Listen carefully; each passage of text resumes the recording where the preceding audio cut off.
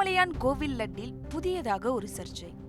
லட்டில் gutka packet cover இருந்ததாக ஆந்திர மாநிலத்தை சேர்ந்த ஒருவரது வீடியோ தற்போது இணையத்தில் வைரலாகி பெரும் பரபரப்பை ஏற்படுத்தியுள்ளது. ஆந்திர மாநிலம் கம்பம் மாவட்டம் கொல்லக்குடும் கிராமத்தை சேர்ந்த பத்மா என்பவர் கடந்த 11ஆம் தேதி திருப்பதி கோவிலில் ஏழுமலையானை வழிபட்ட பின் பிரசாதமான லட்டை வீட்டிற்கு வாங்கி சென்றுள்ளார். இந்த நிலையில் அவர் வாங்கி சென்ற லட்டு ஒன்றில் குட்கா பாக்கெட் கவர் இருந்ததாக அவருடைய குடும்பத்தினர் வீடியோ ஒன்றை வெளியிட்டனர்.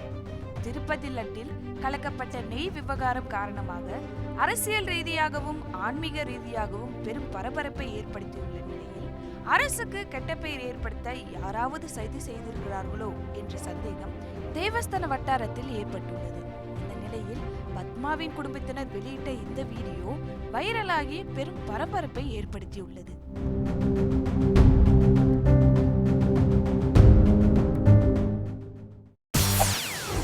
செய்திகளை உடனுக்குடன் தெரிந்து கொள்ள உடனே சப்ஸ்கிரைப் பண்ணுங்க.